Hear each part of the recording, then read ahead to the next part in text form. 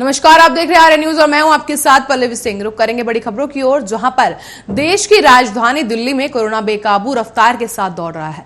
Lockdown लगाने का यह फैसला भी ले लिया गया है और उपराज्यपाल अनिल बैजल और मुख्यमंत्री अरविंद केजरीवाल की बैठक में यह फैसला लिया गया है। बता दें, दिल्ली में आज रात 10 बजे से लेकर 24 अप्रैल की सुबह तक लॉकडाउन लागू रहेगा और इस दौरान बेवजह बाहर निकलने पर मनाही होगी और वीकेंड लॉकडाउन जैसी पाबंदियां जारी रहेंगी। बता दें, एक हफ्ते के लॉकडाउन के दौरान दिल्ली में सख्ती लागू रहेगी और बेवजह दिल्ली में घर से बाहर निकलने की इजाजत नहीं होगी। सिर्फ जरूरी क्षेत्र से जुड़े लोग ही बाहर आ पाएंगे। साथ ही दिल्ली में सभी प्राइवेट ऑफिस को वर्क फ्रॉम होम ही करना होगा। सरकारी दफ्तर में आधे ही अफसर आ सकेंगे और अस्पताल की बात करें तो अस्पताल जाने वाले, मेडिकल स्टोर जाने वाले और वैक्सीन लगाने वाले जो लोग हैं उन्हें लॉकडाउन में छूट मिलेगी। इसके साथ ही railway station, airport, bus station जाने वाले लोगों को भी छूट मिलती रहेगी और मेट्रो बस सर्विस चालू रहेगी, लेकिन 50% यात्रियों को ही इजाजत मिलेगी। दिल्ली में बैंक, एटीएम खुले रहेंगे, साथ ही पेट्रोल पंप खुले रहेंगे। धार्मिक स्थलों को खुला रखा जाएगा, लेकिन किसी विजिटर के जाने की इजाजत नहीं मिलेगी।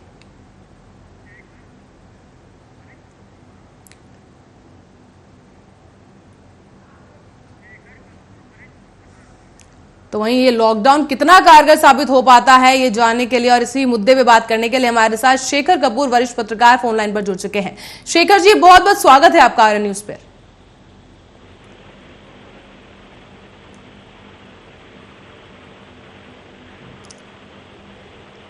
शेखर जी, आवाज आ रही है आपके पास हमारी?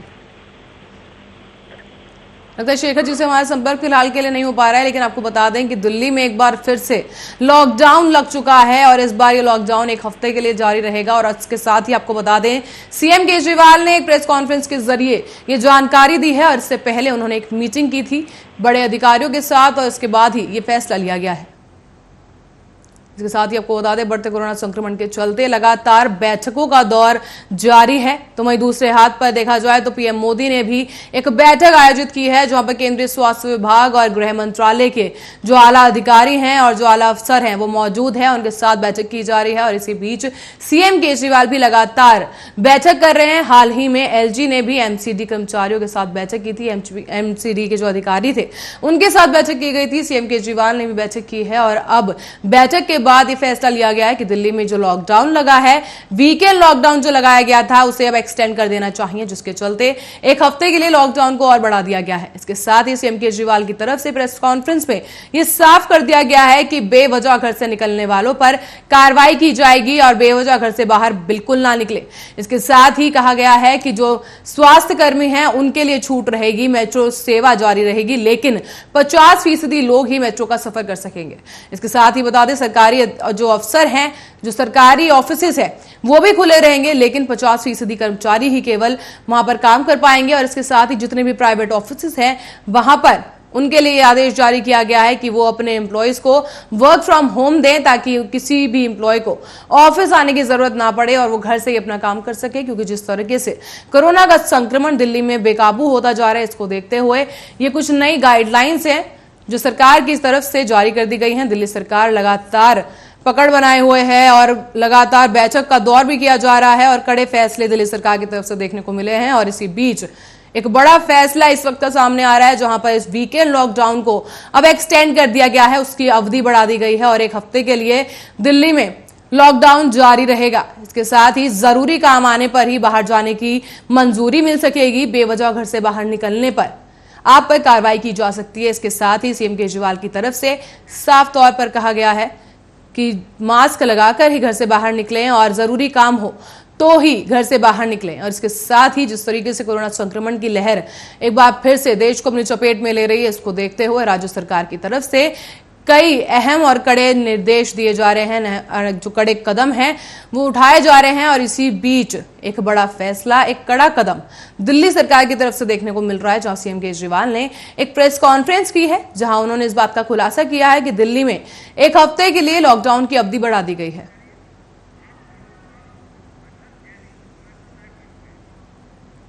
तो वहीं अजहर जैदी, जो कि आप प्रवक्ता हैं, वो हमारे साथ जुड़ चुके हैं। अजहर जी, बहुत बहुत स्वागत है आपका आर्य न्यूज पर। धन्यवाद। तो अथर जी, आपसे ये जानना चाहेंगे कि जिस तरीके से केजरीवाल पहले बोल रहे थे, सीएम केजरीवाल बोल रहे थे कि दिल्ली में चौथी लहर है ये कोरोना की और अब लॉकडाउन लगाने की जरूरत नहीं है, लेकिन आज जिस तरीके से उनका फैसला आया है कि लॉकडाउन लगा दिया जाएगा दिल्ली में, क्या लगता है कितना कारगर साबित हो पाएगा? देखिए, हमारा शुरू से ये कहना था कि लॉकडाउन जो है वो किसी भी प्रॉब्लम का सॉल्यूशन नहीं है जी। लास्ट ईयर भी जब हमने लॉकडाउन लगाया था तो सब लोगों ने ये देखा था कि किस तरह से लोगों की नौकरियां चली गई थी, आर्थिक स्थिति बहुत लोगों की खराब हो गई थी और एक बहुत ज्यादा पैनिक क्रिएट हो गया था, जिसकी वजह से बहुत लोगों को परेशानियां उठानी पड़ी थी। तो इस साल भी हमारा यही इरादा था कि हम लॉकडाउन को प्रेफरेंस ना दें, लेकिन पिछले 10 दिनों में जो हालात दिल्ली के हैं वो किसी से छुपे हुए नहीं है कि किस तरह से डेली हजारों की तादाद में कोरोना के केसेस दिल्ली में बढ़े हैं। अब दिल्ली का भी एक जो मेडिकल इंफ्रास्ट्रक्चर है उसकी एक अपनी सीमा है, उसकी एक अपनी लिमिट है, लेकिन पिछले 10 दिनों में जो केसेस आए हैं उनकी तादाद इतनी ज्यादा है कि एक तरह से हमारा जो इंफ्रास्ट्रक्चर है मेडिकल सिस्टम दिल्ली में वो पूरी तरह से व्यस्त हो चुका है और हमारे जो डॉक्टर्स हैं और मेडिकल पैरामिलिट्री स्टाफ है हमारा वो बहुत ज्यादा पैनिक में है और बहुत ज्यादा बिजी हो गया है। तो उन सब चीजों को देखते हुए हमें ये मजबूरी में कदम उठाना पड़ा है, दिल्ली वासियों की सेहत को ध्यान में रखते हुए हमें ये कदम उठाना पड़ा है कि किसी दिल्ली वासी की जान के साथ किसी तरह का भी कोई रिस्क नहीं लेंगे। तो ये 1 हफ्ते का लॉकडाउन हमने लगाया है और हमें उम्मीद है कि लोग इसका पूरी तरह से पालन करेंगे और ये जो एक वेव आई है दिल्ली के अंदर जिसमें 25-25 हजार केसेस एक दिन में आ रहे हैं, आने वाले दिनों में इस लॉकडाउन का पालन करने के बाद ये केसेस जो हैं वो डे बाय डे कम होंगे, ये हमें पूरी तरह से उम्मीद है और केसेस जो हैं वो घटेंगे। तो अथर जी हमारे साथ फोन लाइन पर मौजूद हैं शेखर कपूर जी जो कि वरिष्ठ पत्रकार हैं। शेखर जी, बहुत बहुत स्वागत है आपका आर्य न्यूज पर। शेखर जी, आवाज आ रही है आप तक?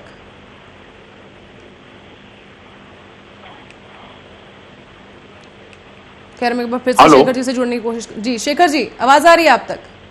हाँ, मुझे आपकी आवाज आ रही है। जी शेखर जी, बहुत बहुत स्वागत है आर्य न्यूज पर आपका। जी धन्यवाद। शेखर जी, जिस तरीके से दिल्ली में लॉकडाउन जो है एक्सटेंड कर दिया गया है, आप किस तरीके से देखते हैं इस पूरे फैसले को? क्या लगता है कि लॉकडाउन कारगर साबित हो पाएगा? देखिए, जब भी कोई समस्या आती है और जब भी कोई बड़ा वज्रपात होता है तो उस वक्त जो है कुछ तात्कालिक निर्णय सरकार द्वारा, लोगों द्वारा और निजी स्तर पर लिए जाते हैं। जी।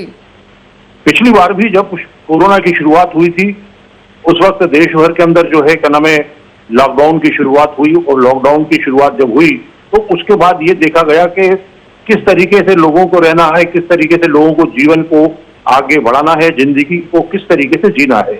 अभी पिछले जनवरी के आसपास में हम लोग ये देख रहे थे कि लॉकडाउन शायद की अब जरूरत नहीं पड़ेगी और लोग जो है कोरोना से रिकवरी कर रहे हैं, लेकिन अचानक अभी पिछले ये 10 दिन पहले से जो कोरोना की ये दूसरी लहर देश में चली है, इससे निश्चित रूप से एक पूरा दिल्ली ही नहीं पूरा बल्कि पूरा देश प्रभावित चल रहा है। और विशेषकर मैं तो ये हम लोग क्योंकि राष्ट्रीय राजधानी दिल्ली के अंदर रहते हैं तो दिल्ली के अंदर भले ही जो है लॉकडाउन लगा हो, लेकिन पल्लवी जी मेरा मानना यह है कि दिल्ली के का जो लॉकडाउन है वो पूरे कई राज्यों को प्रभावित करेगा, जिनमें उत्तर प्रदेश भी है, जिनमें पंजाब भी है, जिनमें राजस्थान भी है। तो कुल मिलाकर आने वाले समय के अंदर एक सुरक्षा की दृष्टि से अगर इसको लागू किया गया है तो हमें अभी घबराने की जरूरत नहीं है, हमें डरने की जरूरत नहीं है, हमें पूरी हिम्मत का यहाँ के लोगों को परिचय देने की आवश्यकता है। और सबसे बड़ी बात यह है कि जो लॉकडाउन लगाया गया है, अभी मैं केजरीवाल जी के लेटेस्ट जो वर्जन जो उनका आ रहा था वो मैं देख रहा हूं अपने मोबाइल पर कि हमने सिस्टम प्रभावित ना हो, हेल्थ सिस्टम प्रभावित ना हो, इसको ध्यान में रखकर जो है हमने दिल्ली के अंदर जो है लॉकडाउन की हमने अगले सोमवार तक की घोषणा की है। तो निश्चित रूप से ये एक सत्यता है कि सिर्फ दिल्ली ही नहीं बल्कि अधिकांश राज्यों के अंदर जो हमारे पास रिपोर्ट्स आ रही हैं, हम लोग जो रिपोर्ट प्रकाशित कर रहे हैं उनके अंदर सबसे ज्यादा प्रभाव जो है इस वक्त हेल्थ सिस्टम पर पड़ा है। हेल्थ सिस्टम के तहत शेखर जी, जो पूरा लॉकडाउन का फैसला लिया गया है, इस दौरान मैं आपको याद दिलाना चाहूंगी पिछले साल जब लॉकडाउन लगाया गया था सबसे बड़ा प्रभाव अगर किसी पे पड़ा था वो था प्रवासी मजदूरों पर। तो अथर जी, आपसे आपके लिए ये सवाल है कि जो सरकार है दिल्ली की, ये लॉकडाउन का फैसला तो ले लिया है, लेकिन जो पलायन कर रहे हैं मजदूर उनके लिए क्या कुछ तैयारी सरकार की तरफ से है? देखिए कुल मिलाकर नहीं। लॉकडाउन के जी आपने मेरे से पूछा शेखर ना। जी, नहीं, आपके पास मैं वापस लौटूंगी, लेकिन अथर जी से मेरा ये सवाल था कि ठीक। आप क्या कहना चाहेंगे, जो मजदूर हैं जो पलायन कर रहे हैं उनके लिए क्या कुछ तैयारी दिल्ली सरकार की तरफ से? देखिए, अभी जो हमारे सीएम साहब ने प्रेस कॉन्फ्रेंस की है उसमें उन्होंने अपील की है मजदूरों से भी और सबसे कि एक ये छोटा सा एक हफ्ते का लॉकडाउन है और हम उम्मीद करते हैं कि इस लॉकडाउन का पर अदर जी, जो मजदूर दिहाड़ी मजदूर होते हैं उनके लिए एक हफ्ता भी बहुत महंगा पड़ता है, और इसके साथ साथ ये पलायन अभी से नहीं बल्कि 1 महीने पहले से ही पलायन शुरू हो चुका है, लेकिन अभी तक सीएम केजरीवाल की तरफ से कोई ठोस जो है बयान सामने नहीं आ पाया उन मजदूरों के लिए कि उनके मजदूरों के दिल से डर कम हो जाए। मजदूर अभी भी पलायन कर रहे हैं। मजदूर देखिए, पर्टिकुलर मजदूरों के लिए नहीं, हम दिल्ली की सरकार दिल्ली में रहने वाले हर व्यक्ति के लिए कमिटेड है, और मैं आपके चैनल के माध्यम से ये बताना चाहता हूँ कि दिल्ली की सरकार अपने मजदूरों के लिए खाने का रहने का पूरा इंतजाम करेगी। किस तरीके से करेगी? कहीं तक पीछे नहीं हटेंगे। सीएम की तरफ से बयान आ चुका है कि लॉकडाउन जारी रहेगा, लेकिन किस तरीके से करेगी दिल्ली सरकार मजदूरों के खाने पीने का इंतजाम? वो हम अपने एमएलएस के थ्रू, वो अपने हम जो हमारी मिनिस्ट्रीज है उसके थ्रू हम पूरा उसको मैनेज करेंगे। ऐसा नहीं है कि अगर हम लॉकडाउन लगाने जा रहे हैं तो हम अपने किसी भी वर्ग को और खासकर मजदूर वर्ग को उससे अछूता रखेंगे या उनको हम भूल जाएंगे। तो मैं आपके चैनल के माध्यम से ये कह रहा हूँ कि जल्द ही, आज ही बल्कि आप शाम तक मजदूरों के लिए कोई ना कोई पॉलिसी दिल्ली सरकार की कमिटेड पॉलिसी सुनने को मिलेगी आपको। तो हम किसी में अपनी दिल्ली की रहने वाले किसी भी व्यक्ति के लिए हम कमिटेड हैं और किसी को नहीं छोड़ेंगे। शेखर जी, आपको क्या लगता है, कितना सहमत है आप इनके जवाब से? देखिए, लॉकडाउन तो निश्चित रूप से जो है क्या नाम है, एक अभी अब हमारे जो सहयोगी चैनल के ऊपर बोल रहे थे तो उन्होंने अपने गरीबों के मजदूरों को लेकर अपनी बात कही है, लेकिन मैं समझता हूं कि शाम तक ये बात पूरी तरह से क्लियर हो जाएगी कि जो प्रवासी मजदूर हैं उनके जीवन स्तर को जीने के लिए, उनके खाने पीने के लिए, उनके भोजन के लिए किस प्रकार की व्यवस्था की जाती है, ये शाम तक पूरा क्लियर हो जाएगा। लेकिन तात्कालिक रूप से जो है सबसे बड़ी बात जो अभी आपने जब बीच में मेरे से पूछा था शुरुआत के अंदर, तो मैं यही कहना चाहता हूं कि लॉकडाउन का सबसे बड़ा महत्व ये है कि सिर्फ जो है क्या नाम है, दिल्ली की सरकार ने ही नहीं बल्कि अधिकांश राज्यों ने जो लॉकडाउन लागू किए हैं और स्थानीय स्तर पर लागू किए गए हैं, उसका सबसे बड़ा कारण ये है कि उनका जो सिस्टम है, जो दवाइयां हैं, जो अस्पताल हैं, जो बेड्स हैं, जो नर्स हैं, वो व्यवस्था कहीं ना कहीं से चरमराने लगी है। ये देश के अधिकांश राज्यों की है। तो इस हेल्थ सिस्टम को तात्कालिक रूप से कवर करने के लिए, जैसे उदाहरण के तौर के लिए, लेकिन शेखर जी, इसी बीच में आपको ये एक चीज ऐड करना चाहूंगी शेखर जी कि हर्षवर्धन जी की तरफ से जो है एक बयान सामने आया था कि केंद्र के पास किसी भी स्वास्थ्य सुविधा की जो है कमी नहीं है, हमारे डॉक्टर जो है पहले से बेहतर हैं अब, क्योंकि अब हम इस मामले की सीरियसनेस को समझते हैं। और दूसरी तरफ इस तरह की तस्वीरें सामने आती है, दिल्ली में बेड नहीं है और लॉकडाउन लगाने जैसी स्थिति सामने आ जाती है, तो किसे सच माना जाए? सच किसे माना जाए? पल्लवी जी, मैं आपकी बात समझ गया हूं। मैं आपको ये बात स्पष्ट रूप से कर दूं जी कि दिल्ली सरकार, केंद्र सरकार जो है कुल मिलाकर देश की एक नोडल एजेंसी की तरह काम करती है, जो देश के सभी राज्यों के साथ में जिसको अपना एक समन्वय कायम करने की आवश्यकता होती है, और इसीलिए जो है उसके तमाम प्रकार के जो है मंत्रालय होते हैं, अधिकारी होते हैं। लेकिन कहीं ना कहीं से हम ये भी देखते हैं कि हमारी डेमोक्रेसी के अंदर हम अपनी डेमोक्रेसी को जो है कहीं ना कहीं से किसी प्रकार से कंट्रोल नहीं कर पाते हैं। जैसे कि उदाहरण के तौर पर आप देख लीजिए, शुरू से सब लोग पूरा स्वास्थ्य मिनिस्ट्री कहती चली आ रही है, हम लोग कहते चले आ रहे हैं, हम अपने आप भी चैनल के ऊपर कहते चले आ रहे हैं लोगों से कि साहब मास्क जो है लगाइए, सैनिटाइजेशन कीजिए, है ना, डिस्टेंस पालन करिए, लेकिन लोग मानने को तैयार नहीं है। जब लोग मानने को तैयार नहीं है तो उसी का परिणाम ये है कि इस प्रकार से तेजी के साथ में ये कोरोना की एक बार फिर से वापसी हुई है, जिसको कंट्रोल करने के लिए अभी 2-3 दिन के अंदर आपको कई इसके आशातीत परिणाम मेरे को लगता है कि दिखाई पड़ेंगे, और हम लोगों को आशावान होना चाहिए कि सब कुछ ठीक होगा। और आशा के सहारे देखिए, इस वक्त अभी लौटेंगे आपके पास, आशा के सहारे और भगवान के सहारे जैसे जी अभी लौटूंगी मैं आपके पास। और वहीं अथर जी, आपका बहुत बहुत शुक्रिया इस मुद्दे में हमारे साथ चर्चा के लिए जुड़ने के लिए। पर इससे पहले मैं जो है आपको बताना चाहूंगी, शेखर जी आपसे पूछना चाहूंगी कि जिस तरीके से दिल्ली में स्थिति बनी हुई है और यूपी में भी डीआरडीओ की टीम जो है 250 बेड का अस्पताल बनाने पहुंचने वाली है, तो क्या लगता है दिल्ली में भी क्या इस तरीके की टीम की आने की जरूरत है?